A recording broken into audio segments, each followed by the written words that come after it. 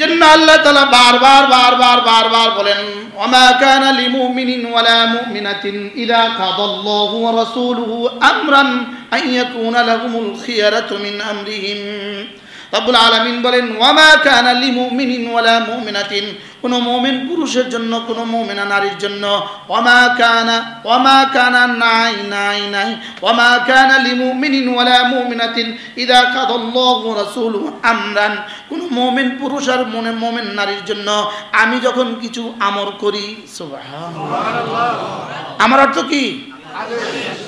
এই যে ভূমিকা লম্বা বুঝাইছি কিনলে বুঝতেছেন তো?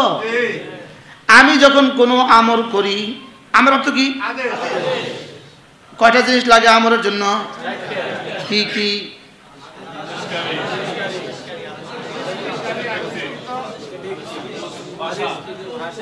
বস্তু, বুঝা গেছে।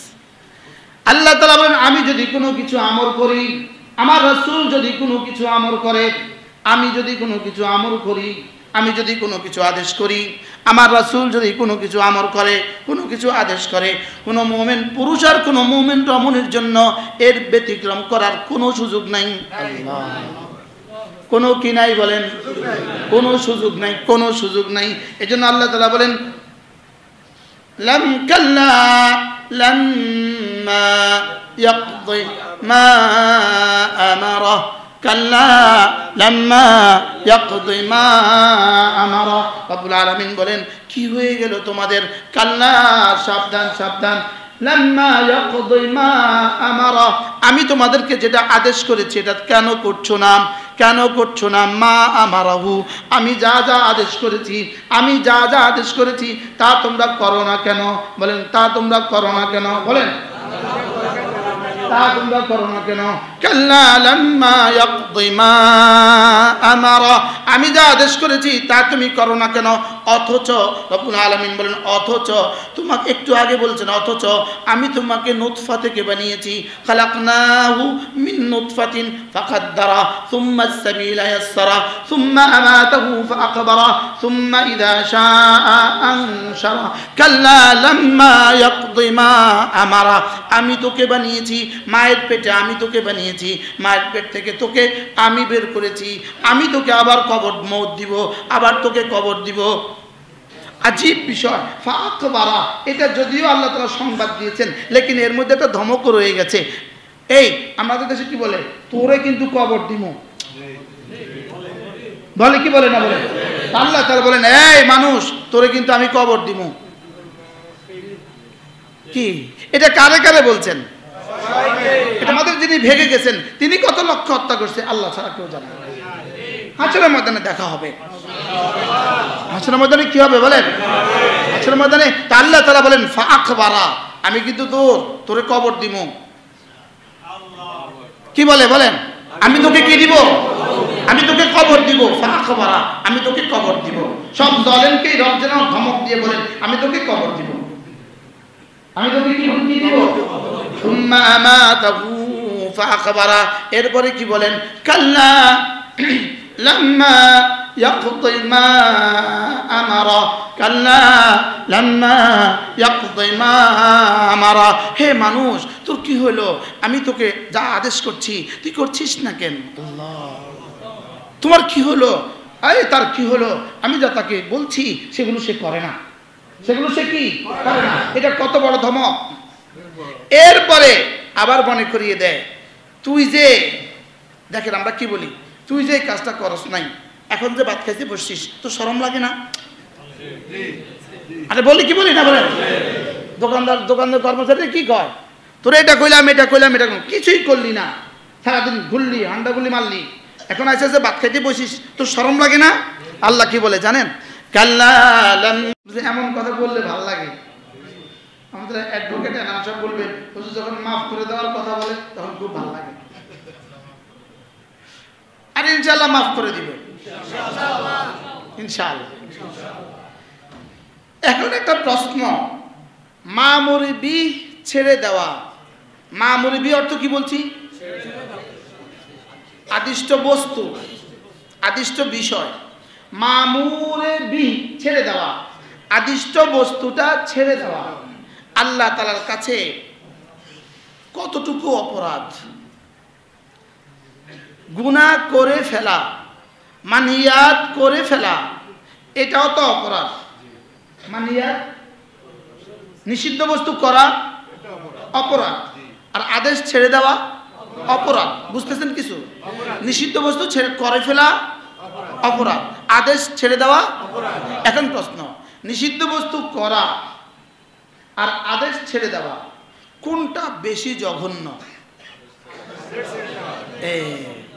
যে আমাদের মুসলিমরা আগে থেকেই পারে। বলেন আদেশ ছেড়ে দেওয়া। বলেন কি বলছে? আদেশ ছেড়ে দেওয়া জঘন্য না নিষিদ্ধ বস্তু করা জঘন্য?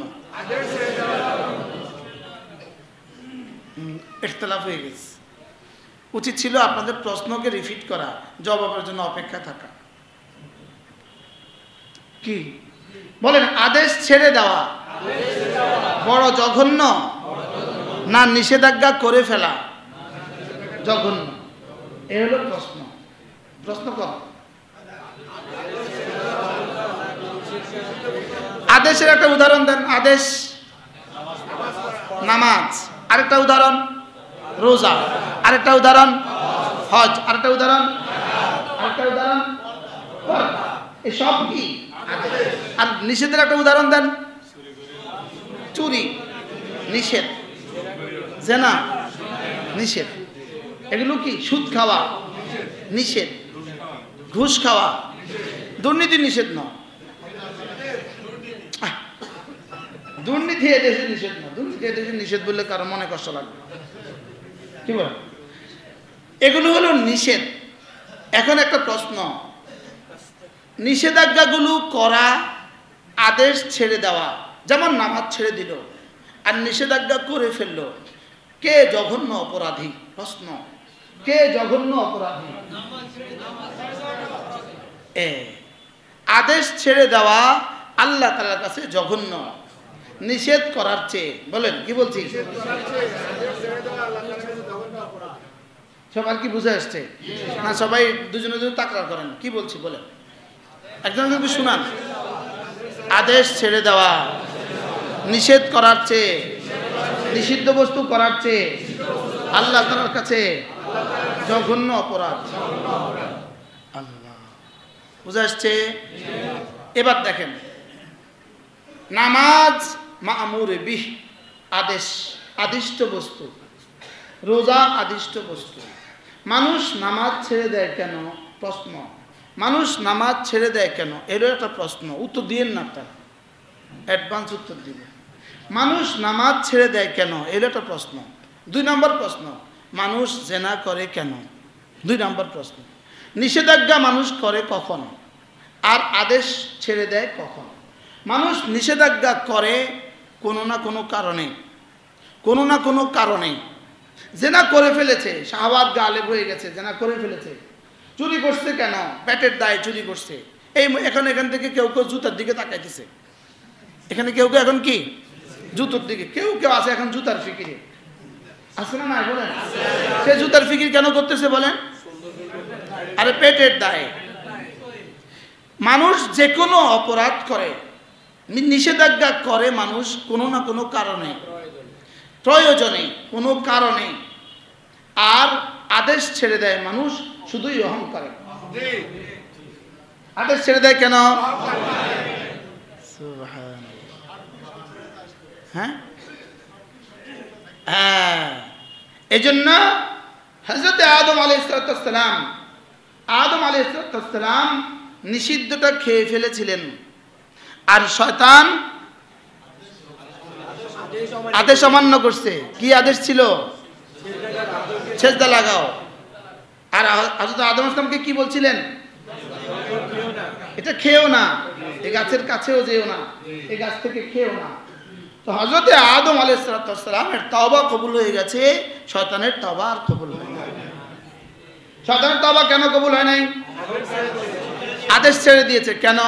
আবা ওয়াস্তাকবারা ওয়া কানা মিনাল কাফিরিন। হ্যাঁ, আবা ওয়াস্তাকবারা, সে অহংকার করেছে। সে কি করেছে? সে অহংকার করেছে।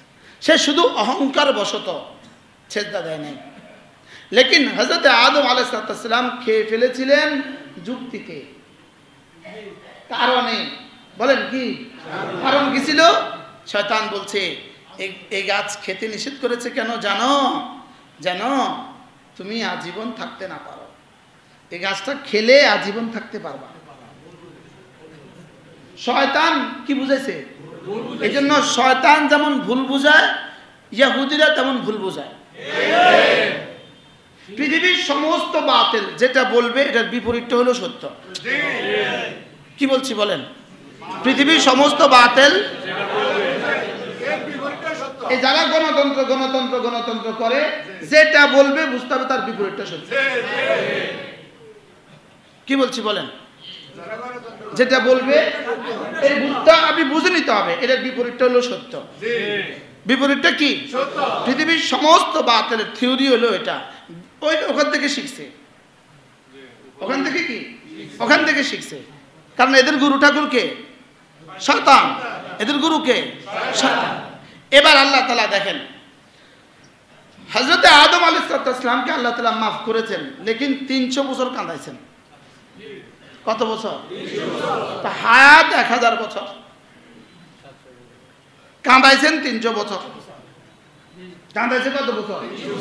আমার যে হায়াতে হলো 50 বছর, আমার হায়াতে হলো 60 বছর, তা আমারে কাঁদাইব কত বছর? কি এই জন্য রব্বে কারীম যেন বলেন তোমাকে এত বছর কাঁদতে হবে না, তুমি 1 গুনার পরে 1 ফোঁটা দিয়ে দিও, 10 গুনার পরে 1 ফোঁটা দিয়ে দিও, 10 গুনার পরে 1 ফোঁটা, আর যাও 10 বছর গুনার পরে 1 ফোঁটা দিয়ে দিও। কি হয়? তুমি একটু দিয়ে দিলে আমি মাফ করে দিব। তাহলে আমরা আজকে কি শিখলাম বলেন? মা মুরবি ছেড়ে দেওয়া। আচ্ছা, এবং প্রশ্ন কত জঘন্য, খেয়াল করেন। লা তারকুল মা মুরবি, লা তারকুল মা মুরবি আযমু ইলাল্লাহি মিন ইরতিকাবিল মাসি।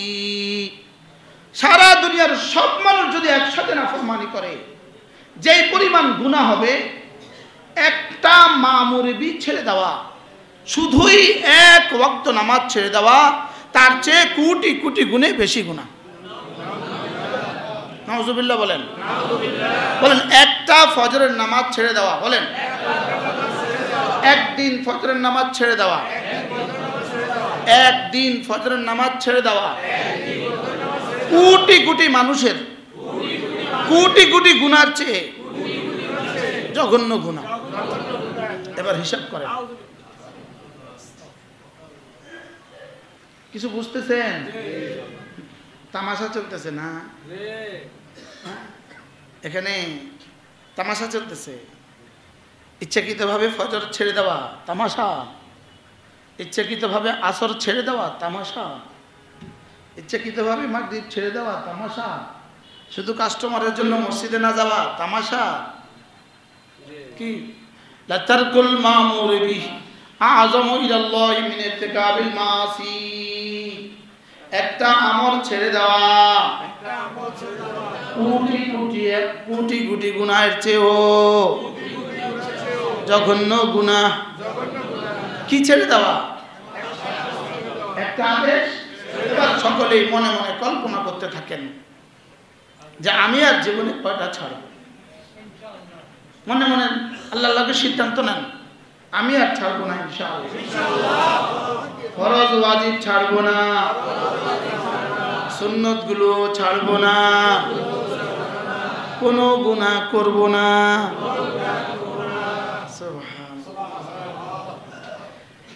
এবার একটা গুনাহ করার গুনাহ কদ্দুর, একটা গুনাহ করার গুনাহ কদ্দুর। সারা পৃথিবীর সমস্ত মানুষগুলো যদি একসাথে নফল ইবাদত করেন, সারা পৃথিবীর সবগুলো মানুষ যদি একসাথে নফল ইবাদত করেন, যেই পরিমাণ নেকি হবে, 1 যাররা গুনাহ ছেড়ে দেওয়া তার চেয়েও বেশি নেকি। কি বলছি বলেন? সারা দুনিয়ার সবগুলো মানুষ যদি কি করে, নেকি হবে না? হবে না? নেকি হবে তো। সারা দুনিয়ার সবগুলো মানুষ যদি একসাথে নফল ইবাদত করে, কি পরিমাণ নেকি হবে বুঝেন? আপনি যদি 10,000 রাকাত নফল পড়েন কি পরিমাণ নেকি হবে? জামাতের সাথীরা আছে, ইয়ামানি সাথী, আরব কই? আমি সব করি, মাশাআল্লাহ। বাংলাদেশে আমি সব করি, এনাদের মধ্যে বাংলাদেশে আমি সব করি। আপনি আপনি ছাড়ব, আপনি আমি সবের কাছে যান, নামাজের আগে আমি সব 5 মিনিট কথা বলি, আমি তর্জমানি করতে। কি বলছি বলেন তো, কি বলছি? যে পরিমাণ নেকি হবে, একটা গুনাহ ছেড়ে দিলে তার চেয়ে বেশি নেকি হবে। সুবহানাল্লাহ। লা তারকু যাররাতিন মিনাল মাসি, লা তারকু যাররাতিন মিনাল মাসি খায়রুন ইলাল্লাহি মিন ইবাদাতিস সাকালাইন, মিন ইবাদাতিস সাকালাইন। লা তারকু যাররাতিন মিনাল মাসি, এক যাররা গুনাহ ছেড়ে দেওয়া। লা তারকু যাররাতিন মিনাল মাসি, এক যাররা গুনাহ ছেড়ে দেওয়া।